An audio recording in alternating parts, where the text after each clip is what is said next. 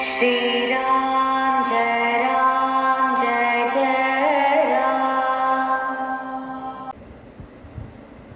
உயர்வர உயர் நலம் உடையவன் யவனவன் மயர்வர மதிநலம் மருளினன் யவனவன் அயர்வரும் அமரர்கள் அதிபதியவனவன் துயரரு சுடரடி தொழுது எழுயன் மனநே உலகம் யாவையும் தாமுல அக்கலும் நிலைபெறுத்தலும் நீக்கலும் நீங்களா அழகிலா விளையாட்டுடையார் அவர் தலைவர் என்னவர்க்கே தரன் நாங்களே கற்பாரி ராமபிரான எல்லால் மற்றும் கற்பரோ உப்பா முதலா புல்லெரும்பாரி ஒன்றின்றியே நற்பாலயோத்தியில் வாழும் தராதரமுற்றம் நற்பாலு குவிந்தனன் நான்மகனார் பெற்ற நாட்டிலே அஞ்சிலே ஒன்று பெற்றான் அஞ்சிலே ஒன்றைத் தாவி அஞ்சிலே ஒன்றாராக ஆறுயிர்க்காக ஏகி அஞ்சிலே ஒன்று பெற்ற அணங்கை கண்டயலார் ஊரில் அஞ்சிலே ஒன்று வைத்து அவன் நம்மை அழித்து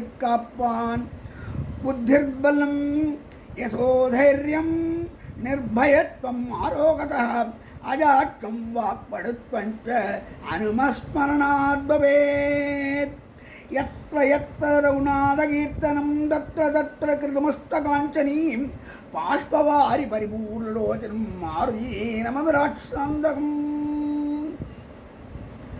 பேரன்பிற்கும் பெருமதிப்பிற்கும் உரிய அயவதன யூடியூப் ஜனனசுந்தர் அம்மையாருக்கும் இந்த நிகழ்ச்சியை கண்டும் கேட்டும் உளங்களிக்க வந்துள்ள ஆஸ்திக அன்பர்கள் அனைவருக்கும் அடியனுடைய நன்றி கலந்த வணக்கத்தை தெரிவித்துக் கொள்கின்றேன். இன்று நாம் கேட்டுக்கொண்டிருப்பது சுந்தரகாண்டம். சுந்தரகாண்டம், இந்த காண்டத்துக்கு சுந்தரகாண்டம் என்று ஏன் பெயர் வந்தது? ராமாயணம், பாலகாண்டம், அயோத்தியா காண்டம், ஆரண்ய காண்டம், கிஷ்கிந்தா காண்டம், யுத்தகாண்டம் என வகுக்கப்பட்டுள்ளது. பாலகாண்டம் எம்பெருமானுடைய பாலபருவ நிகழ்ச்சிகளை சொல்லுகிறது. அயோத்தியா காண்டம் அயோத்தியில் நிகழ்ந்த நிகழ்ச்சிகள் சொல்கிறது. ஆரண்ய காண்டம் தண்டகவனத்தில் நிகழ்ந்த நிகழ்ச்சியை சொல்கிறது. கிஷ்கிந்தா காண்டம் கிஷ்கிந்தா நடந்த நிகழ்ச்சியை சொல்கிறது. யுத்தகாண்டம் ராமனுக்கும் நடந்த போர் நிகழ்ச்சியை பற்றி சொல்கிறது. ஆனால் இந்த சுந்தரகாண்டம் என்று ஏன் இதற்கு பெயர் வந்தது என்று பார்க்கின்ற பொழுது, சுந்தரம் என்றால் அழகு. மற்ற காண்டத்தில் அழகு இல்லையா? இந்த காண்டத்தில் மட்டும்தான் அழகு இருக்கா? மற்ற காண்டத்தில் பாலகாண்டத்திலே பார்க்கலாம், நாட்டுப்படலம், நகரப்படலம், ஆற்றுப்படலம் என்று எத்தனையோ இயற்கை வர்ணனைகள் இதெல்லாம் இருக்கு. ஆனால் இந்த காண்டத்தில் மதில் வர்ணனை எல்லா கடல் படலத்திலே பார்க்கலாம். இருந்தாலும் இதுக்கு ஏன் சுந்தரகாண்டம்னு பேர் வந்தது? சுந்தரம்னா அழகுன்னு முன்னாடி சொன்னேன். இந்த காண்டத்தில் பிராட்டினுடைய பெருமை, ராமபிரானுடைய பெருமை, ஆற்றல் சொல் அனுமனுடைய வீரம், சொல் திறன், குறிப்பறியும் திறன், அதுபோல வாழ்க்கைக்கு தேவையான ஒரு நல்ல இதெல்லாம் எப்படியும் வாழலாம் என்று இல்லாமல் இப்படித்தான் வாழ வேண்டும் என்ற ஒழுக்க நீதிகளை, இங்கே வாழ்க்கைக்கு தேவையான ஒழுக்க நீதிகளை இந்த காண்டத்திலே பார்க்கலாம். அதனால் இதற்கு சுந்தரகாண்டம்னு பேர் இருந்தது. மேலும் ஒரு தத்துவார்த்தமாகவும் பொருள் சொல்கிறார். இந்த சரீரம் உடம்பு தான் லங்கை, மனசு தான் ராவணன், ஆத்மா ஜீவன் தான் சீதா விராட்டி. இந்த ராவணனுக்கு 10 தலை இருப்பது போல ஞானேந்திரியங்கள், கர்மேந்திரியங்கள் என்ற 10 அவத்தைகள் நம்ம படாத பாடுபடுகின்றன. அது மனசு பாடு அலப்பாயிருது. மனம் போன போக்கெல்லாம் போக வேண்டாம். கண்ணூர் பக்கம் போகிறது, காதோர் பக்கம் போகிறது, இப்படியெல்லாம் இந்திரியங்கள் நம்ம எல்லாம் இழுத்து செல்கின்றன. இதெல்லாம் மனசில் அடக்கணும். மனசில் அடக்கக்கூட ஒருத்தன் அப்படி தான் மனசை அடக்கிறேன்னு சொல்லிட்டு காட்டுக்கு போய் உட்காண்டான். அங்கே போய் மனசை எப்படியோ அடக்கிறேன்னு சொல்லி அங்கே போய் உட்காந்து ஒரு மரத்தடியில் ஒரு இதில் அது ஒரு ஒத்தடி பாதை. அந்த பாதை வழியாக இருந்ததுன்னா ஒரு நாட்டிய பெண் போகிறான். அந்த நாட்டிய பெண் போகும்போது என்னதுன்னா அவள் அழகை பார்க்குறான். ஐயோ அவள் கண்ணை மூடிட்டான். அடுத்த நாள் தான் உட்காண்டாள். இன்றைக்கி எப்படியாவது மாதம் நடக்கணும்ட்டு அடுத்த நாள் அவளுடைய இதுலேருந்து தலையில் கூந்தல் மலர்லேருந்து வாசனை வருதேன்னு சொல்லிட்டு மூக்க மூடிண்டான். அடுத்த நாள் 3 நாள் கால் சிலம்பு ஒலிக்க கிடைக்கும். ஐயோ என்னடா கண்ணியம் மூட முடியல, காதையும் அழைக்க முடியல, மூக்கையும் மூட முடியல, இப்படி இருக்குன்னு 4 நாள் உட்காடுறான். கண்ணை காது எல்லாத்தையும் அடைச்சின்னு உட்காடுறான். அப்போது இது மனசு சொல்கிறது தான், இத்தனை நேரம் இந்த நாட்டை போயிட்டு போயிருப்பாளே அப்படின்னு. அப்போது மனசை நம்ம அடக்க முடியாது. இந்த மனசை அடக்கினால்தான், அதான் மனத்தினோர் சுமையில்லை வாயிலோர் சொல்லில்லை சினத்தினால் சற்றம் நோக்கிய தீவிழி விழிவன்பாளான்னு தொண்டரடிப்பொழியாளர் சொல்கிறார். ஆக இந்த மனம் நம் மனமெனும் தோணி பற்றி மதியனும் கோலை ஊன்றி சினமெனும் சரக்கை ஏற்றி செறிகடல் ஓடும் போதுன்னு அப்பர் சொல்கிறார். இன்னும் மனம் இந்த பொல்லா மனம் குரங்கு மனம் பித்தம் பிடித்தலையும் பேய்க்குரங்கு போல மனம்னு இந்த மனதை அடைக்க ஒருமுகப்படுத்தி நாம் நல்ல நிலையில் வாழ வேண்டும் என்றது இந்த இலக்கியங்கள் நமக்கு காட்டுகின்றன. மேலும் இந்த ஜீவாத்மாவை பரமாத்மாவோடு சேர்க்கும், பரமாத்மா தத்துவத்தை ஜீவாத்மாவுக்கு சொல்லக்கும் ஒரு ஞான ஆசிரியனாக அனுப்பப்பட்டவன் தான் ஆஞ்சநேய பிரபு. சீதையிடத்திலே ஜீவாத்மாவாகிய சீதையிடத்திலே பரமாத்மாவாக ராமனுடைய இதிலும் பரமாத்மாவிடத்தில் சீதாபிராட்டியை பற்றி சொல்லுகின்றார். இணைக்கக்கூடிய பாலமாக இருக்கின்ற காரணத்தினால் இந்த காண்டத்துக்கு சுந்தரகாண்டம். ஞானம் அனுஷ்டானம் நன்னாகவே உடைய குருவை அடைந்தக்கால் தேனார் கமல திருமாமகள் கேள்வன் தானே வந்து வைகுந்தம் தரும் என்று மணவாள மாமனிகள் உபதேச ரத்னமானத்தில் சாதிக்கிறார். இப்படிப்பட்ட ஞான இதெல்லாம் இந்த காண்டத்தில் இருப்பதால இதுக்கு சுந்தரகாண்டம்னு பேர். இந்த சுந்தரகாண்டத்தில் ராமனை அனுப்பப்பட்ட தெற்கு சுக்ரீவனால் ஏவப்பட்ட வீரர்கள் எல்லாம் என்ன செய்கிறார்கள், தெற்கு பக்கத்தில் தெற்கு பக்கத்திற்கு அங்கே ஜடாயுடன் என்ன சம்பாதி பார்த்து சம்பாதியினுடைய அவர் இலங்கையில் சீதை இருக்கிறா அப்படின்னும். சரி, சீதை இருக்கிறான் தெரிஞ்ச உடனே இவ கடலை கடக்கணும். ஒவ்வொருத்தரும் நான் என்ன முடியாது பாய்த்தன போவேன், இப்போ போனால் திரும்பி வர மாட்டேன் அப்படின்னு எல்லாரும் தெற்கு நோக்கி இருக்கக்கூடிய மகேந்திர மலைக்கு வர. மகேந்திர மலை எங்கே இருக்குன்னு சொன்னால் இப்பொழுது திருக்குறுங்குடி என்றதில் அந்த பக்கத்தில் இருக்கிற மலைத்தோடு தான் மகேந்திர மலை. எல்லாரும் அங்கே இருக்கா. ஒவ்வொருத்தரும் நான் இங்கே அவ்வளோ தூரம் போவேன் அவ்வளோ தூரம் சொல்லிட்டு இருக்கும்போது ஆஞ்சநேயர் எல்லாத்தையும் கேட்டுகிட்டே உட்காண்டிருக்கார். ஜாம்பவான் வந்து ஆஞ்சநேயர்கிட்ட போய் ஆஞ்சநேயர் சோஸ்திரப்பிரியர். அந்த சோஸ்திரப்பிரியராக இருக்கிற ஆஞ்சநேயர்கிட்ட சொல்லும்போது அவருக்கு ஒரு வீர உண்டாகிறது. நான் சீதையை கண்டுபிடித்து வருகிறேன் என்று அந்த மலை மேலே ஏறுறார். அப்போது பார்க்குறார், தேவ விஸ்வரூபம் எடுக்கிறார், பெரிய உருவத்தோடு எடுத்து போகிறார். தேவலோகத்தை பார்க்குறார், அங்கே இது இலங்கையாக இருக்காது. அங்கேருந்து பூலோகத்தை பார்க்குறார், நாகலோகத்தை பார்க்குறார், கீழே இருந்து இப்போ போது ஆதிசேஷனை பார்க்கக்கூடிய இது கிடச்சிருக்கு.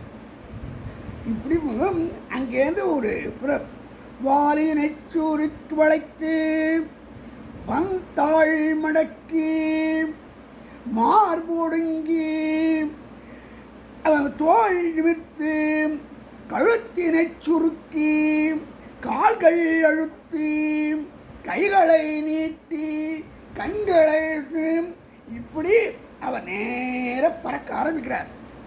அவன் பறக்கிறது எப்படி இருக்கான், கருடன் பறப்பது போல இருக்கு.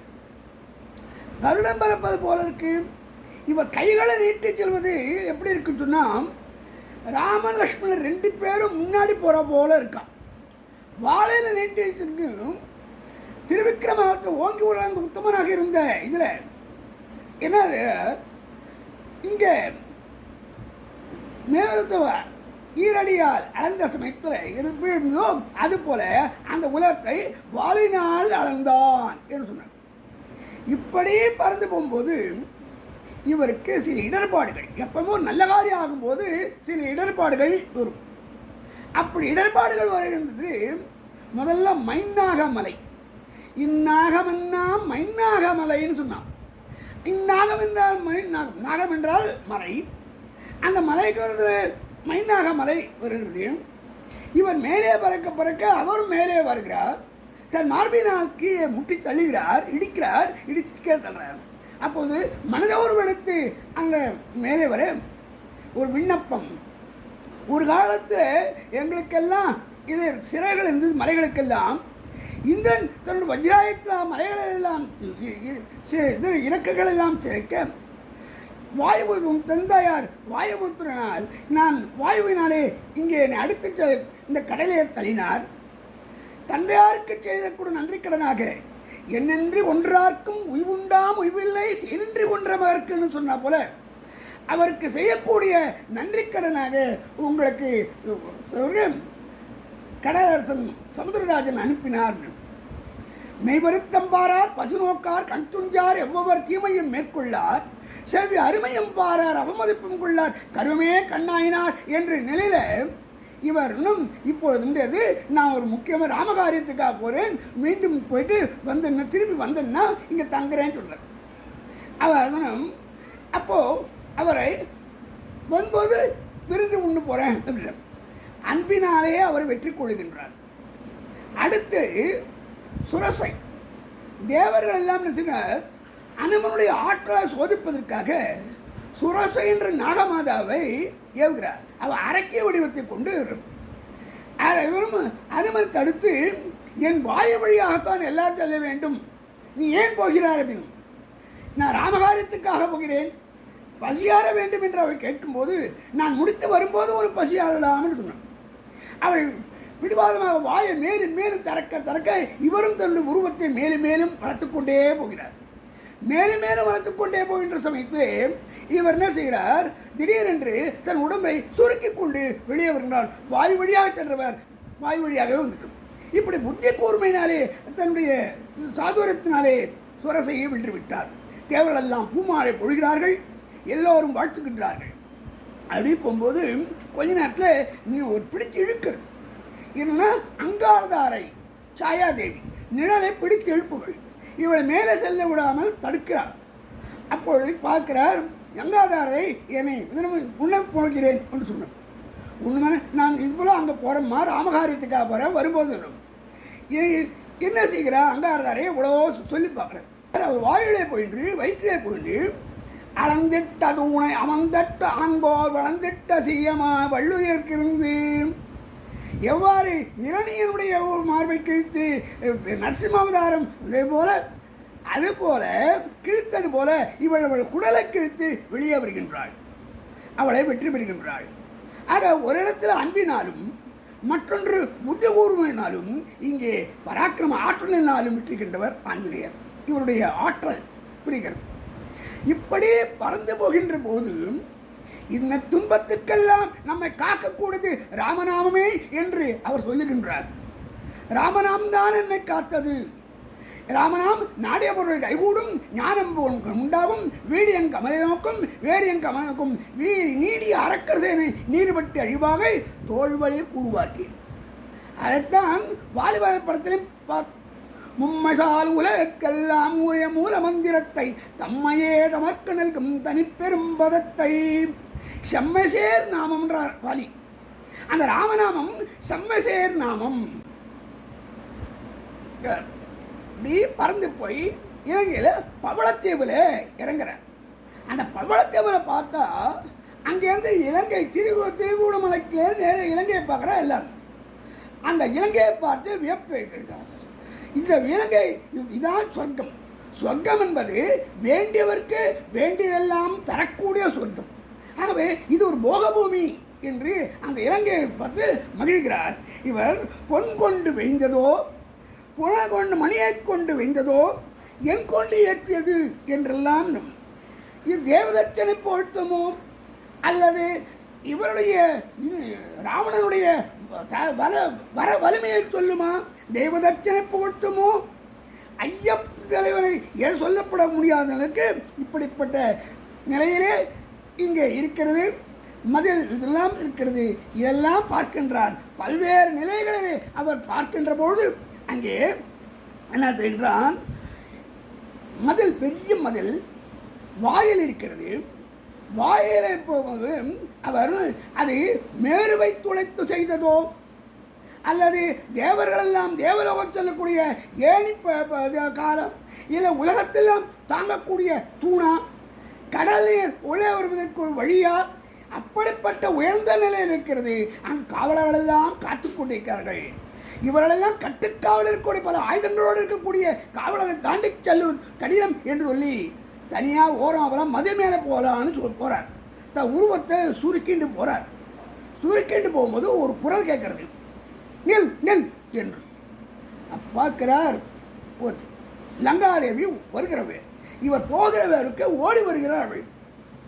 அவள் என்ன செய்யலாம், 5 வண்ணத்தின் இப்படிப்பட்ட நிலையில் இருக்கக்கூடிய இவள் பார்த்தோன்னே பலவிதமான நிலையில் வேகமாக வருகிறார். உருவம் ஆடைகள் எல்லாம் இருக்கும், பொன்னாடை மது முத்து மாலை எல்லாம் எடுத்துக்கொண்டு இருக்கார். 5 வண்ணத்தின் உத்தரம் முத்து மாலை எடுத்தவள், பொன்னாடை 5 விதமான ஆடைகளை அணிந்தவள். இப்படிப்பட்ட நிலையில் இருக்கக்கூடிய அறைக்கு ராமனை தடுக்கிறாள். என்னுடைய இது இல்லாமல் நீ போக முடியாது, என்னுடைய ஆணை இல்லாமல் உள்ளே போக முடியாது, என்னுடைய ஒப்புதல் இல்லாமல் நீ உள்ளே போட முடியாது, நீ யார் என்று சொல்லிவிட்டார். சிவபெருமானே ஆனாலும் என்ன பர்மிஷன் இல்லாமல் போக முடியாது, நான் இந்த ஊரை சுற்றி பார்க்க போகிறேன் அப்படின்ற. அப்போ சொல்கிற, என்ன ஜெயிச்சடி நீ போ. ஒரு கன்னத்தில் அரையிறான். இவ ஒரு பெண்ணை கொள்வது பாவம் என்ற நிலையிலே அவள் அவன் கையை பிடிச்சிட்டா. கையை பிடிச்சி தன்னுடைய இதனால் குட்டுப்பட்டால் மோதிரக்கையால் குட்டுப்பட வேண்டும் என்றா தன்னுடைய கையை மடித்து இவர் மார்பை குத்துகிறார். அவள் கீழே விழுகிறாள். விழுந்தவுடனே அவளுக்கு பழைய நினைவு வருகிறது. பழைய நினைவு வருகிறது. என்ன செய்கின்றார், நான் பிரம்மாவினால் இங்கே அனுப்பப்பட்டவள், இலங்கையை பல யுகங்களாக காத்து கொண்டிருக்கின்றேன். எனக்கு எப்போது விமோசனம் கேட்கும்போது எப்பொழுது ஒரு குரங்கு உன்னை தட்டுகிறதோ அன்றைக்கு தான் விமோசனம் சொல்வேன். இன்றைக்கு உன்னால் தட்டுப்பட்டேன், ஆகவே எனக்கு விமோசனம் என்று சொல்லி அவள் சொல்கிறோம். அறம் வெல்லும் பாவம் தோற்கும்னு சொல்கிறோம். இதான் ராமாயணத்தில் முக்கியமான கரு. அறம் வெல்லும் பாவம் தோற்கும் என்று நிலையில் அவள் சொல்ல அவளை வெற்றி கொண்டு உள்ளே செல்கின்றார். உள்ளே செல்லுகின்ற பொழுது என்னதுன்னா, இவர் பலவிதமான இதெல்லாம் பார்க்குறார். இலங்கையை பார்க்குறார். இலங்கையை பார்த்து ஆடரங்கு, இசையரங்கு, நடன சாலை, இது புஷ்ப விமானம் இதெல்லாம் பார்த்துட்டு போகிறார். ஒரு இடத்துல பெரிய பாறை, அந்த இடத்துல ஒரு கருமையான நிறத்தை ஒருத்தர் பார்க்குறார். கருமையான நிறத்தை இருக்கும்போது அவனை பார்த்து இவன் பெரிய உருவத்தோடு இருக்கான், இவன் தான் ராவணனாக இருக்கும்னு பார்க்குறான். இந்த குறிப்பெரும் திறம், இவன் தான் ராவணனாக இருக்கலான்னு பார்க்குறான். அவன் மூச்சை விடுறான். அந்த மூச்சு காட்டானது இவரையே போக விடாது தடுக்கிறதான். வெளிவிடுற காற்று தடுக்கிறது. உள்ளே இழுக்கிறான். ஆஞ்சநேயரே உள்ளே இழுக்கிறதான். மூக்க வரைக்கும் விட்டான். இவன் ஒதுங்கி நிற்கிறான். இவனை பார்த்தால் ராவணன் போல நிற்கிறது. ஆனால் இவன் ராவணன் இருப்பானா, 10 தலை இல்லையே, 20 தோள்கள் இல்லையே என்று குறிப்பறிந்து மேலேற்றிருக்கிறார்.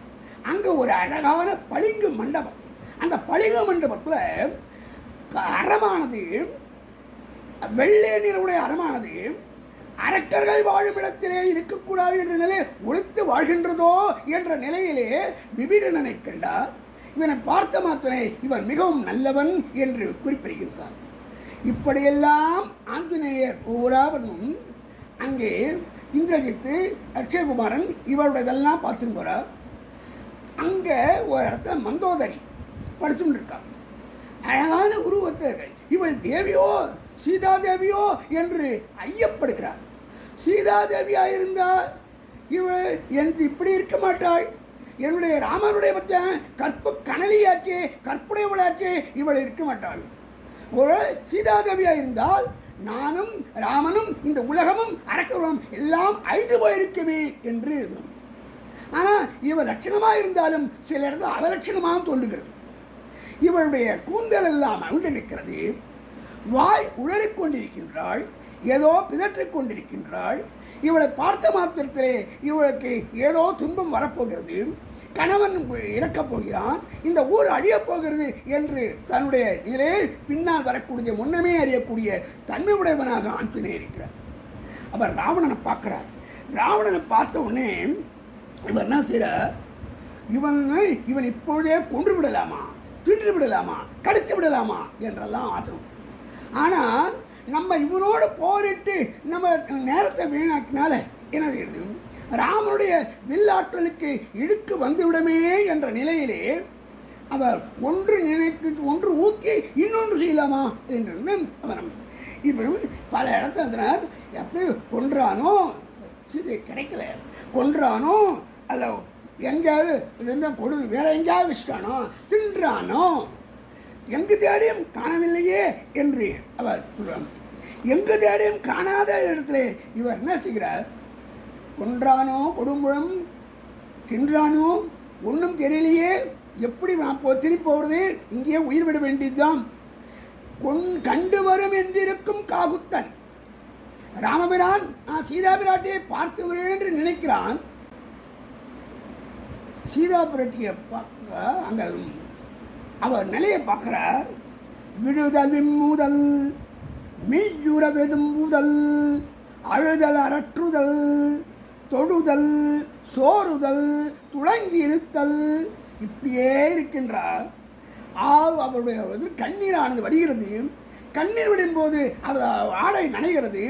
உடல் விபத்தினாலே அந்த ஆடை உடனே அருந்து மெல்லடகாரிட அருந்து மென்றழுங்கும் விருந்து கண்ட போது என்னுருமோ என்று விம்மும் மருந்து முண்டுகள் யான் கொண்ட நோய்க்கென்று மருங்கும் இருந்த மாநிலம் செல்லரைத்திடவும் ஆண்டு எழாதாள். ராமபிரானுக்கு யார் வெத்தலை பாக்கம் அடிச்சு கொடுப்பா சாப்பிட்ட உடனே? விருந்தாளி வந்தாய் யாருக்கு உபசரிப்பாம்? அருந்து மெல்லடகு ஆரிட அருந்து மென்றழுங்கும் விருந்து கண்ட போது என்னுருமோ என்று விம்மும். இருந்த மாநிலம் என் நோய்க்கு மருந்து என்ன? மருந்து உண்டுகொள் என் நோய்க்கு என்று இருந்த மாநிலம் செல்லரித்திடவும் அப்படியே இருக்காளாம். இப்படிப்பட்ட நிலையில் ராமனையே நினைத்திருக்கின்றான். உனக்கு நாடு உண்டு, நாட்டாட்சி உண்டு என்ற போதிலும் ஆழசோடு உலகமெல்லாம் பரதனை ஆள நீ போய் தாழினும் தடைகள் தாங்கி தாங்கிரும் தலைமையை கொண்டு பூழிவேங்காலம் நன்னி புள்ளிய துறைகளாடி 7 ஆண்டில் வா என்று கைகை சொன்ன போதும், உண்டும் சொல்லும்போதும் இல்லைன்னு சொல்லும்போதும் ஒரே நிலையில் இருந்த சித்திரத்தில் வந்து அன்றளந்த செந்தாமரை ஒத்ததம்மான்னு கம்பர் சொல்வார். ஓவியத்தில் எழுதப்பட்ட தாமரை போல இருக்கக்கூடிய அவர் முகத்தையே நினைத்து கொண்டிருக்கலாம். ஆடநீர் கங்கை அம்பிகடாவிய ஏழை வேட நெற்க எம்பினிந்தம்பி தோழன் நீ கொழுந்தி என சொன்ன வார்த்தையிலும் புகனுடும் ஐவரானோம்னு முன்னாடி சொன்னார் இல்லையா? அதுபோல இந்த புகனன் ஆழநீர் கங்கை அம்பிகடாவிய ஏழவேடனுக்கு எம்பினிந்தம்பி, என்னுடைய தம்பியாகிய லக்ஷ்மணன் உனக்கு தம்பி, இதோ இருக்கின்றாளே உன் கொழுத்தி, நீ என் என்று தோழனி என்ற நிலையில் அவர் எனக்கு பார்க்கிறார். சீதையிடம் என்ன செய்து இதெல்லாம் பார்த்தோன்னே இவர் அப்படியே சீதையில் என்ன அரக்கியர்கள் இருக்கா. இந்த சமயத்தில் இவள் ஒரு சீதையோ என்று, ஆனால் இவள் வந்து ராமர் கொடுத்த அடையாளங்கள்லாம் பார்க்கும்போது சொன்ன அடையாளங்கள் இவ்விடத்தில் இருக்கிறது. இவள் தான் இதை காண நோற்றிலன் அனுமன் அற்பதும். இப்படிப்பட்ட நிலையில் ராவணனை பார்த்தன மாசுண்டமையாள், உடம்பெல்லாம் ஒரே அழுக்குப்படுது. மாசுண்டமையாள் வழங்க பெரும் காசுண்ட தேனுண்ட திங்களும் ஒரே தேசுண்ட திங்கள் கரைபிடிந்த நிலவாக இருக்கின்றாள். இப்படிப்பட்ட நிலையில் இருக்கக்கூடிய சீதா பிராட்டி பார்த்து அனுமன் நினைச்சுக்கிறான். இவை ராமன் கூட சொன்ன அடையாளங்கள்லாம் இருக்கும். வீடி நன்றி அரண், இன்னும் அரண் அழியவில்லை, தர்மம் அழியாது, அழியவில்லை, நானும் அழிய மாட்டேன், இன்னும் அறத்தினுக்குத்தான் அழிவு உண்டோ என்றெல்லாம் தினம் முடிவில் ராமனும் தர்மம் இருக்கவும் அழியாது. தர்மமே காத்ததோ, இவளை யார் காத்தது? தர்மம் தான் காத்ததோ. சனகன் சனக மன்னனுடைய வீரன்தான் நல்வினைதான் இவளை காத்ததோ. கருமமே காத்ததோ, அவனுடைய நல்வினை பயன் காத்ததா. அது கற்பின் காவலோ, இவருடைய கற்ப தற்காத்து தற்கொண்டான் பேணி தகை சான்ற சொற்காத்து சோர்வில் ஆழ்பெண் என்று சொல்வது போல தன்னை காத்துக்கொள்ளக்கூடிய கற்புதான் இவளை காத்தது. அருமே அருமை, எம்மனோர்க்கு எம்பற்பாலதோ என்று வியக்கிறான். இப்படிப்பட்ட நிலையிலே என்னதுனாம், பேண நோற்றது நல்லறம், இவன் காண நோற்றில்லை. இப்படிப்பட்ட சீதா பிராட்டினுடைய நல்ல அறத்தன்மையை ராமன் காண கொடுத்து வைக்கலையே. அவன் தேவனே என்றால் இவள் தேவி என்று அவள் விளக்குகிறான். மான நோற்று என்று இவள் நிலையை காண நோற்றினன் கமலக்கண்களால். எம்பெருமான் இவருடைய கமல் தாமரை மலை போன்ற கண்களாலே இவளை காண நோக்கிறேன் என்றும். அப்பொழுது வெய்ய வென்று நான் தீவினை அறத்த வெல்லுமோ, இந்த தீவினை தான் இந்த அறத்தை வெல்லுமா என்றெல்லாம் சொல்லுகின்ற பொழுது பின்னால வருது. எழுந்துக்கிறான் ராமனை. எழுந்த உடனே சீதையனுடைய நிலை வர அப்படியே அவன் செய்கிறான். எப்படி வரான்? உருப்பசி உடைவாழி மேனகை திலோத்தமை எல்லாரும் பின்னாடியே உருப்பசி உடைவாழி எங்கே எல்லாரும் மேனகை பின்னாடி ஆடையதுனா திலோத்தமை செருப்பினை தூக்கொண்டுகிறார். அறம்பேர்களெல்லாம் வருகிறார்கள். இப்படி வருகின்றான். வந்த ராவணன் என்ன செய்கின்றான்? சீதையை நோக்கி இன்று இறந்தன நாளை இறந்தன என்று சொல்லாய். அவன் வரத்தை பார்த்து புலிக்கூட்டத்தின் நடுவில் அகப்பட்ட ஒரு மான் போல இவளை நடுங்கிக் கொண்டிருக்கின்றாள் பிராட்டி. இன்று இறந்தன நாளை இறந்தன என்று சொல்லாய், என் கொன்று இறந்தபின் கூடொழியோ என்றெல்லாம் கேட்கிறான். காலில் விழுந்து கெஞ்சான். இன்று இப்படிப்பட்ட நல்ல இதை பார்த்த உடனே அனுஞ்சனுக்கு வாழிதானகி வாழி ராகவன் வாழி நல்லறம் வாழி தந்தவத்தினர் வாழி நன்று உன் பெற்றுற வாழ்த்தினான். வாழி சானகி வாழி ராவணன் வாழி நான் மறை வாழி அறந்தனர். ஜானகி வாழ்க, ராமன் வாழ்க, அந்தனர் வாழ்க, எல்லாருக்கும் ஜெய ஜெய ஜெய என்று அவன் சந்தோஷம். இன்று என்ன இப்படி சொல்லக்கூடிய பிராட்டி என்னதுன்னா, ஒரு துரும்ப கிள்ளி கீழே போடுறான். நீ துரும்புக்கு சமம். நேரோட பார்க்கல, அந்த துரும்பை பார்த்தையே சொல்லிக்கின்றார். என்னன்னா, அப்பா நீ இருக்கக்கூடிய நிலையில் இங்கே மேருவை பிளக்க வேண்டின், மேருவை பிளக்கணும்னு சொன்னாலும் சரி, ஈரேழு புவனத்தை எல்லாம் அழிக்க வேண்டும் என்று சொன்னாலும் சொல்லி ராமனுடைய பகழ் இருக்கிறது. அதனால் நீ என்ன செய்த என்னும்போது ஜடாயோ சண்டை போடுறோம். அப்போது அவனுக்கு முன்னாடி ஆற்ற முடியாமல் நீ என்ன செய்த, அப்படியே கீழே விழுந்த. என்னதுன்னா, நீ அவனோட நட்புக்கொள். இதுக்கு முன்னாடி இல்லாமல் ரொம்ப கவலைப்பட்டிருந்தான். கல்லா மதியே கதிர்வான் நிலவே எல்லாரும் என்னையே முருகின்றீரே என்றெல்லாம் வருத்தப்பட்டிருக்கணும். ராமனிடத்தில் ஒரு ஆவேசம். அப்போ ராமனுடைய பெருமைகளெல்லாம் சொல்லிகிட்டே இருக்கார். இதெல்லாம் ஆஞ்சநேயர் அப்படியே கேட்டுட்டே இருக்கார்.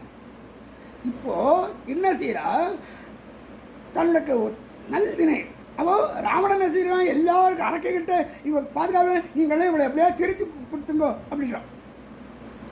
அப்போது என்ன செய்கிறா, அவளுக்கு ஒரு தனக்கு திடீர்னு இவருடைய மந்திர சக்தினாலே தூங்கிட்டான். அனுமனுடைய மந்திர சக்தினாலே தனக்கு நேர்ந்த சகுனங்களை, நல்ல சகுனங்களை எல்லாம் சொல்கின்றார். இதை கேட்ட திருசடை என்ன செய்கிறார், நான் ஒரு கனவு கண்டேன். தன் கனவை சொல்கிறார். ஒரு வண்டானது என்ன செய்கிறது, என் காதிலே ரீங்காரம் செய்தது. அந்த ரீங்காரம் செய்த யாரோ ஒரு தூதன், நாயகன் நண்பக்கூடிய தீதன் வரப்போகிறான் போல தெரியும். இந்த ராவணன் தன்னுடைய தலைகளில் 10 தலையிலையும் எண்ணெய் தேய்க்கின்று கழுதையும் பேயும் அவனை இழுத்துச் செல்ல, ஒரு வண்டியில் இழுத்துச் செல்ல அவன் தெற்கு நோக்கி செல்கின்றான். அவனோட போனவனெல்லாம் யாரும் திரும்பியே வரல. மந்தோதரி என்ன செய்கிறார், அவருடைய கூந்தல் திடீர்னு அவிழ்ந்து விழுகிறது, ஆடை தீப்பற்றி எரிகிறது, அவளும் திரும்பவும் புரண்டுகிறாள். இப்படி இருக்கக்கூடிய நிலையை நான் கண்டேன். ஏதோ நல்லதுதான் நடக்க போகிறது அப்படின்னு. அப்பொழுது எல்லாரும் அரக்கைகள் எல்லாம் தூங்கிக் கொண்டிருக்க சமயத்தில் துஞ்சாதாரும் துஞ்சுதல் கண்டால் துயருற்றாள், துஞ்சாதாரும் துஞ்சுதல் கண்டால் துயருற்றாள். அம்மா எல்லாரும் என்னது எல்லாம் அப்படின்ட்டு இவர் நான் இறப்பை தவிர அயலானத்தில் இருந்ததுனால என்ன எல்லாரும் எடுத்துக்கொள்ள மாட்டான், நான் கீழே விழுந்து இறப்பதுதான் நல்லது என்று சொல்கிறான். அப்போது என்னது அனுமன் தன்னுடைய ராமனுடைய இதெல்லாம் சொல்லிகிட்டே இருக்கும்போது கேட்டுதான் இவள் குறுக்கத்திய மரத்தேரியில் போகிறா. அப்போது இவளை காப்பாற்றணுன்றும் அவளை தொட்டுவதுன்னு முடியல, ஏன்னா இவருக்கு அதே வர. அதனால் என்ன செய்கிறார், ராமநாமத்தை சொல்லுகின்றார். ராமனுடைய பேர்களை சொல்கிறேன்.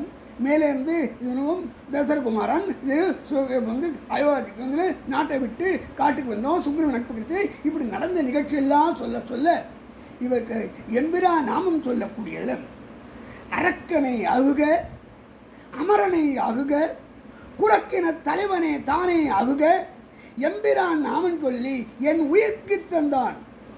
இவன் அரக்கனாக இருந்தாலும் சரி, அமரனாக இருந்தாலும் சரி, குரங்கின தலைவனாக இருந்தாலும் சரி, என் எம்பிரானுடைய நாமத்தை சொல்லி எனக்கு உயிரை தந்தான், உருக்கினான் உணர்வை தந்தான். அப்படியே உள்ள முருகிறது, எனக்கு உணர்வு வந்தது என்று நாம் ராமன் சீதை கேட்கிறார். அவருடைய எப்படி திரும்பினேன் பாதாதி கேசமாக வர்ணிக்கிறார். படியெடுத்து காட்டும் படித்தன்று அவருடைய அழகு எப்படிப்பட்டது, ஆடவரும் பெண்மையை விரும்பக்கூடிய அளவுக்கு பேரழகன். சொன்ன தோள் கண்டார் தோளைய கண்டார் தொடுகளை கமலமன்ன தாழ் கண்டார் தாளைய கண்டார் தடக்கை கண்டாரும் மத்தியே யாருனே வடுவைக்கு வாழ்கொண்ட முகத்தன்னார் யாரே வடிவனுக்கு உருகண்ட சமயத்தன்னார் உரு ஒத்தாரே ஒத்தார்னு நான் அந்த இடத்துல முன்னாடி. அந்த போல இவருடைய வடிவத்தை காட்டும் தனக்கு ஓமை இல்லாதவன் அப்படிப்பட்ட ராமன் படியெடுத்து காட்டும் படித்தன்று இமும் முறையினுள் காக்கும் என்று அவருடைய பெருமையெல்லாம் சொல்லுகின்றார். அவர் சொன்ன அடையாளங்கள்லாம் சொல்கிறார். அயோத்தியிலேருந்து வரும்போது நாட்டை விட்டு போன் சொல்றதுக்கு போது இவள் மரவுரி தடுத்து வந்தாளே அதை சொல்லு. பிறகு என்னதுன்னா அந்த வாசலை கூட தாண்டலை, காடு எவ்வளோ தூரம் இருக்குன்னு கேட்குறான். காடு எவ்வளோ தூரம் இருக்குன்னு தான் வளர்த்த நகனவாய் பறவைகளுக்கு என்னதுன்னா பார்த்துக்கோன்னு சொல்லி சுமந்திரங்கிட்ட சொல்லிவிட்டா. இந்த அடையாளங்கள்லாம் சொன்னான். பிறகு அவள் கொடுத்த கணையாழியை கொடுக்கிறார். அதை பார்த்த உடனே வாங்கினாள், மேலே தலை உச்சியில் வைக்கிறார். எம்பெருமானே பார்த்த நிலையிலே அப்படியே மார்போடு அணைத்துக் கொள்கின்றாள். அழுக ஆனந்த கண்ணீர் பெறுகிறது. இப்படிப்பட்ட நிலையிலே அவள் அதனுடன் பேசுகின்றாள். ராமன்கிட்ட பேசுகிறா போல அந்த ஆழியிடம் கணையாழிகிட்ட பேசுகிறாள். இந்த நிலையில் இவ என்ன பண்ணுறாரோ சில இதெல்லாம் சொல்கிறார். நான் என்ன செய்வேன், அவருக்கு சில இதெல்லாம் ராமனுக்கு சொல்ல வேண்டியதெல்லாம் சொல்லுங்க அப்படின்றார். நான் என்ன இன்னும் 1 மாதம் இருப்பேன், இன்னும் 1 மாத காலத்தில் ராமன் என்னை மீட்டு செல்லாவிட்டால் கங்கைக்கரையிலேயே எனக்கு எழுதனை விட சொல்லு.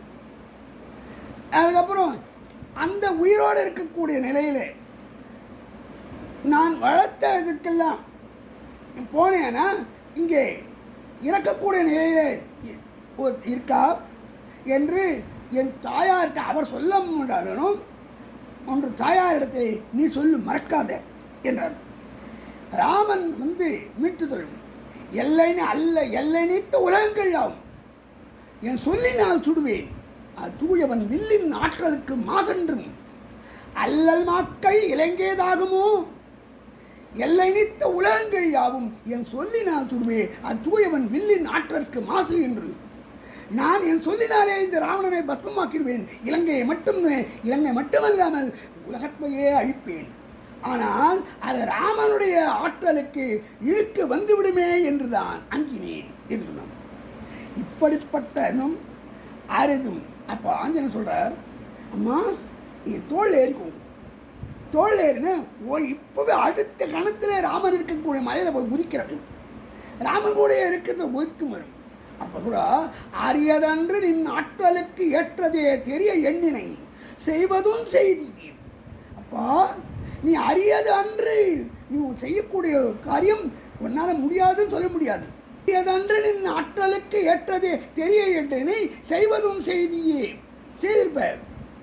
அப்போ அரக்கர்கள் எல்லாம் ஒன்று இடையில வரும்போது என்னையும் காப்பாற்ற முடியாது, அவளோட போராட முடியாது, என்ன செய்வாயோ?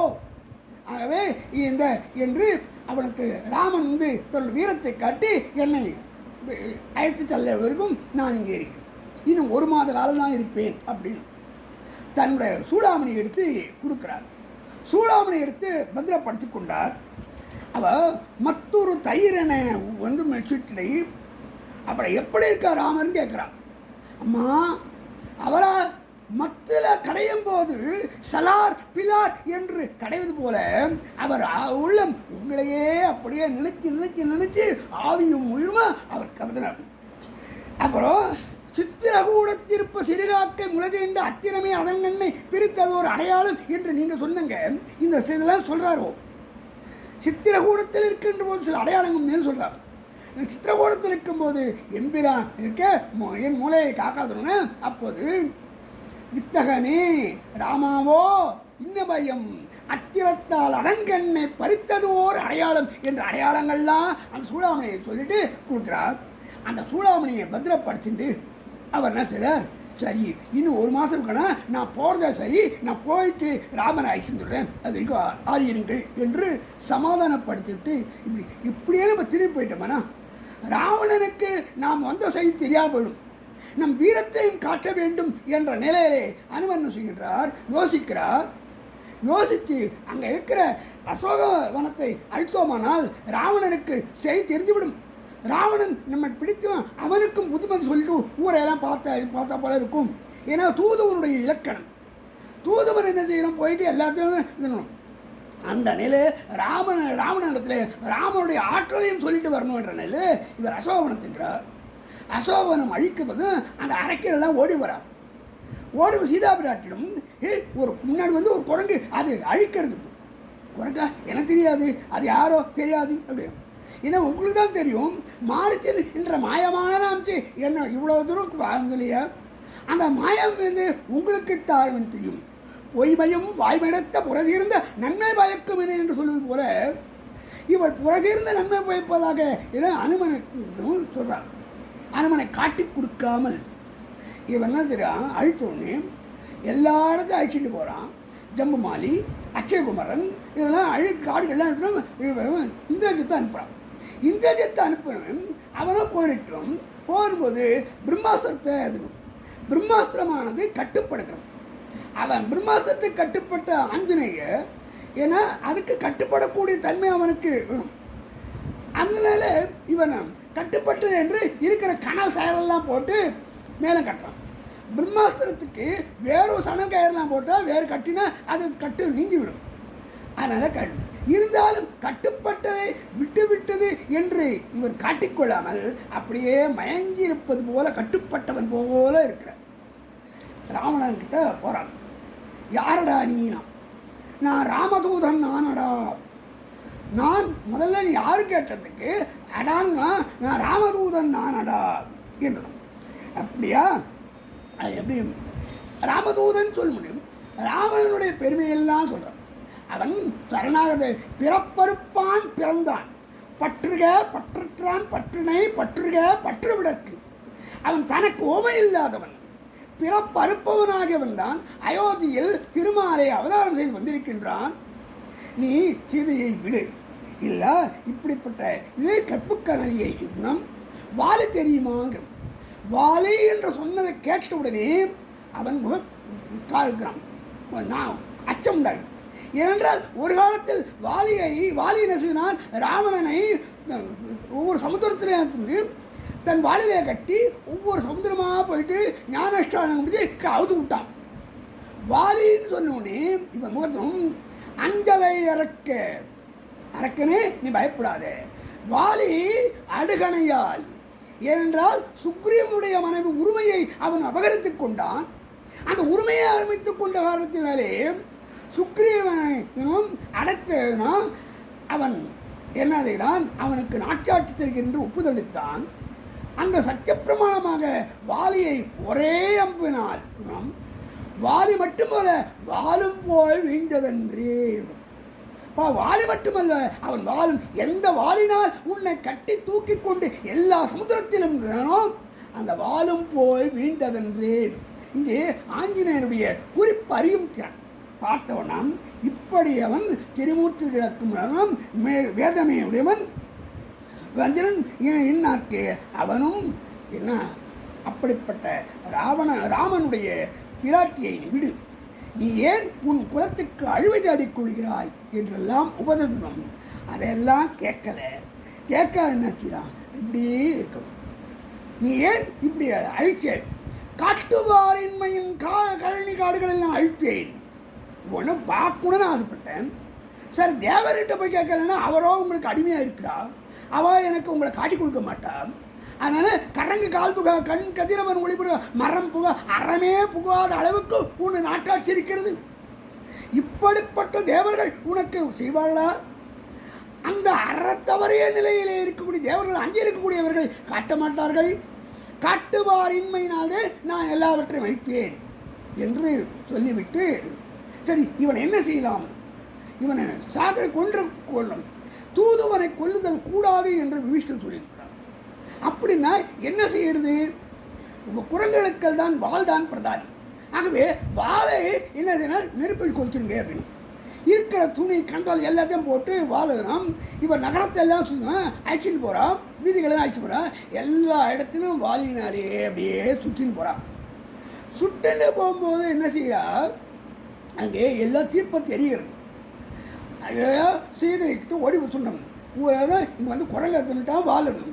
சீதை அக்னிதேவனும் நான் கற்புடையவளாக இருப்பது உண்மையானால் தீயே அவனை சுடாதே என்று வேண்டும். அப்படியே குளிர்ந்தது. ஆஹா, சீதா பிராட்டின கற்பனைதான் என்னை காத்தது என்று அனுமன் ஊகித்தான். எல்லாவற்றையும் அழித்த பிறகு கடல்ல கொண்டு போய் பாலனும் அவனுக்கு அங்கே ஆஞ்சநேயர் நேர திரும்பி வரார். திரும்பி வரும்போது வானரங்கள்லாம் எதிர்பார்த்து கொண்டிருக்கிறேன். வானரங்கள் எதிர்பார்த்து கொண்டிருந்த வானங்களுக்கும் ஆனந்த ஆஞ்சநேய வரத்தை பார்த்தோன்னே ஆனந்த கூத்தாடுகின்றன, சிலதான் ஆனந்த கண்ணீர் வடிக்கின்றன. அப்பொழுது பொருதமை புண்ணே சொல்ல, ஆஞ்சநேயா நீ பொருதமை, நீ சண்டை போட்டிருக்கேன்னது உன் உடம்பில் திருமையில இருக்கக்கூடிய புண்கள் எல்லாம் சொல்லுகின்றன. போந்தமை, நீ திரும்பி மந்தத்தை பார்த்தா சீதா பிராட்டியை பார்த்துருக்கேன்னு தெரியுது. சரி, அடுத்த மேற்கொண்டு என்ன செய்யலாம்னு ஆலோசிக்கும் போது நம்ம சுக்ரீவ மகாராஜிற்கு சொல்லலாம் அப்படின்னு போகிற சமயத்தில் மதுவனம், அந்த மதுவனத்தில் ஆடிப்பாடி ஆனந்தமாக இவர்களும் தேன் சுவை வந்து எல்லாத்தையும் விட்டு அங்கே என்னது நான் காவல்காரன் சுக்ரீவன்ட்ட போய் சொல்ல இது போல குரங்கள் எல்லாம் அப்படின்னா மதுவனத்தை அடிக்கிறதுனா ஆனந்தமாக இருக்கிறதுனா ஆஞ்சநேயர் வந்திருப்பார், அதனால தான் அது இருக்கும். உடனே ராமன் ஏங்கிக் கொண்டிருந்தார், போனான் இன்னும் வரலையே, கொடுத்த காலம் முடிஞ்சு பற்றியே இன்னும் வரலையே என்று வருந்தி கொண்டிருந்தார். ராமன் எடுத்து அனுமன் வந்தாச்சுனான். வந்த உடனே என்ன செய்றார், ராமர் பக்கத்தில் காலை நீட்டிட்டு தெற்கு பக்கத்தில் நமஸ்காரம் பண்ணுறார். கண்டனன் கற்பினுக்கு அணியின் கண்களால் தென்திரை இலங்கை நான் தெற்கத்தில் கண்டனன் கற்பினுக்கு அணியின் கண்களால் என்ன முதல்ல இடத்துல சீதை என்ன போனனா வந்தனா அப்படின்னு சொல்லாமல் என்ன அவருக்கு எதுவும் அந்த இடத்துக்கு தகுந்தா போல பேசக்கூடிய சொலல் வல்லன் சோர்விலன் அஞ்சான் அவனை இகழ்வல்லல் யாருக்கும் அரிதுன்னு சொல்லுவார். பேச்சாற்றல் வல்லவன். இவனை பார்த்த உடனே வீரத்தோடு, இங்கே ராமரை பார்த்த உடனே அப்பா கண்டனன் கற்பினுக்கணியை, ஏன்னா அவரோ வருந்தி கொண்டிருக்கின்றார், நல்ல செய்தி செய்ய சொல்ல வேண்டும் என்றுமா முதல்ல கண்டனன் பார்த்தேன், நல்ல செய்தி சுப செய்தி. கண்டனன் யாரை பார்த்தேன், கற்பினுக்கு அணிங்கை. எப்படி பார்த்தேன், என் கண்களால் பார்த்தேன். அங்கே என்ன உன் பெருந்தேவி என்னும் உரிமைக்கும் உன்னை பெற்ற மண்பேருந்த மருகி என்னும் வாய்மைக்கும் சனகன் குலத்துக்கும் எல்லாருக்கும் பொதுவாக உன் பெற்ற உன் பெருந்த முதல்ல உன்னை பெற்ற வளர்த்தக்கால் வாழ்க்கை துணைன்னு சொல்லுவோம். உன்னை பெற்ற மருகி இல்லாள் அகத்திற்க இல்லாதது ஒன்றுமில்லை. வாழ்க்கை துணை ஒழுக்க அமைந்து விட்டால், நல்லவளாக அமைந்து விட்டால் எல்லாமே நலம். அதனால தான் உன் பெருந்தேவி, உன் பெருந்தேவி என்னும் உரிமைக்கும் உன்னை பெற்ற, அதாவது பெண் கல்யாணமாகி புகுந்த வீட்டுக்கு போனால் அந்த வீட்டுக்கு பெருமை தரும். உன்னை பெற்ற தயரதனுடைய மருகி என்று சொல். அப்புறம் தான் பிறந்த கோவில். அங்கே வாழ்க்கை எப்படி இருக்க வேண்டும், பெண் எவ்வாறு இருக்க வேண்டும் என்ற நியதியை எல்லாம் இந்த சுந்தரகாண்டத்தின் மூலமாக தெரிந்து கொள்ளலாம். உன்னை பெற்ற மிதிலை மன்னனுடைய இதற்கு ஏற்ப இவள் வாழ்ந்து கொண்டிருக்கின்றாள். பொண்ணுக்கு நிகர் பொன்னே, உனக்கு நிகர் நீ. உப்பில்லா அப்பன் உப்பிலி அப்பன். உப்பில்லாதவன் தனக்கு ஓமை இல்லாதான் தாழ் சேர்ந்தார்க்கெல்லாம் மணக்கவலை மாற்றல் அடைந்து தனக்கு ஓமை இல்லாதவனாயிருக்கக்கூடியவன். அப்படிப்பட்டவன் உன்னே நினைச்சிட்டு இருக்கா, எப்போதாலும் நினைச்சிட்டு இருக்கா, உன்னுடையவே ஸ்மரணமாமே இருக்கின்றார் என்று நம். அப்போ விற்பெரும் தடந்தோள் வீர வீங்கு நீர் இலங்க வெப்பில் நற்பெரும் தவத்தொழாய நங்கையை கண்டேனில்லேன். இற்பிறப்பென்பதொன்றும் இரும்பொறை என்பதொன்றும் கற்பெனும் பெயரதொன்றும் களிநடம் புரிய கண்டேன். ராமா, விற்பெரும் தடந்தோள் வீர, நான் இலங்கை வெப்பில் நற்பெருந்தவத்தொழாய நங்கையை கண்டேனில்லேன். இந்த பிறவி என்னும் பொறுமையே வடிவானவள் தாயார். அதனால்தான் இந்த ராமாயணத்துக்கு பெரியவாச்சமனம் சீதையின் ஏற்றம், சீதையினுடைய ஏற்றம்தான் இந்த சொல்லுகிறார். சீதையினுடைய ஏற்றத்தை சொல்லக்கூடியதுதான் இந்த ராமாயணம். சீதாயணம் என்று தான் வால்மீகி பேரிட்டிருக்கார். அப்புறம்தான் வால்மீகி ராமாயணம், சீதாயணம். சீதையினுடைய பெருமை இவருடைய இதிலையும் விற்பரன் தடந்தோள் வீர வீங்கு நீர் இலங்க வெப்பில் நற்பெரும் தவத்தொழாய நங்கையை கண்டேனில்லேன். இப்பிறப்பு என்பதொன்றும், இந்த பிறவி என்பதும் இரும் பொறை என்பதொன்றும் கற்பெனும் பெயரதொன்றும் களிநடம் புரிய கண்டேன். அப்பா, நான் அங்கே என்ன பார்த்தேன், இந்த பிறவியும் கற்பு பொறுமை இதெல்லாம் அங்கே டான்ஸ் ஆடிட்டு நடனம் ஆடுவது இதான் பார்த்தேன் என்று சொல்கிறான். உடனே அவன் என்ன செஞ்சான், தன்னிடத்தில் அவள் கொடுத்த சூளாமணியை எடுத்து கொடுக்குறான். சூளாமணியை பார்த்த உடனே எம்பெருமானுக்கு என்னதுன்னா, அப்படியே சீதையை கை பிடிச்சது போல இருந்தான். அப்படியே அவளை ஆலிங்கனம் அணைப்பது போல இருந்துதான். இப்படி அப்புறம் ஆனந்த கண்ணீர் அப்படியே பெருகிறது. நாக்கம் வடிக்கிறான், என்ன செய்யறது அப்படின்னு அடுத்து மேற்கொண்டு என்ன செய்யலாம் என்று யோசிக்கிறான். சுக்ரீவனிடத்தில் சொன்னால், சுக்ரீவன் சொன்னால் வான வீரரை அழைத்துக் கொண்டு எல்லோரும் போகலாம். அங்கே சேது வருகிறார். சேதுவுக்கு வந்தவுடனே விபீஷ்ணு பார்க்கலாம். விபீஷ்ணு சரணாகதி ஆகிறது. முகனுடும் ஐவரானோம் முன்பு பின்பு மூன்று சூழ்வான் மகனுடும் மறுவனானோம் உன்னோடும் எழுவரானோம் புகழமர் காதல் தைய என்று புதல்வரார் பொழுந்தான் என்ற விபீஷ்ணனும் அவனோ 7 பேராகணும் என்று சகோதர தத்துவத்தை அன்பின் ஆளுமையை ராமன் காட்டுகின்றான். எல்லாரும் இலங்கை செல்கிறார்கள். இலங்கை சென்று அங்கே ராவணன் யுத்தம் நடக்கிறது. யுத்தம் நடந்து அங்கே சீதையை மீட்டு வருகின்றார். கோல திருமாமகளோடு செல்வ வீடன் வானர கோனுடன் இளங்கமணி நெடுந்தேரேறி சீரனந்த கோனுடன் கூற அங்கனர் மதில் புடை சூழ் அயோத்தி எழுதி பொங்கல ஆடை அரையற் சாத்தி திருச்செய்ய முடியும் ஆரம்பம் குழையும் சூட்டுனன் மாலைகள் அணிந்து பரதனும் தம்பி சத்ருக்கனும் இலக்கணனும் இரவனன் பகலும் ஆற்றிய கோப்புடைய சீரிசங்காரத்திலிருந்து. அதாவது அனுமனன் என்ன செய்கின்றான், அரியணை அனுமந்தாங்க, அங்கதன் உடைவாழ்வாங்க, பரதன் வெண்குடை கவிக்க, இருவரும் கவரி வீச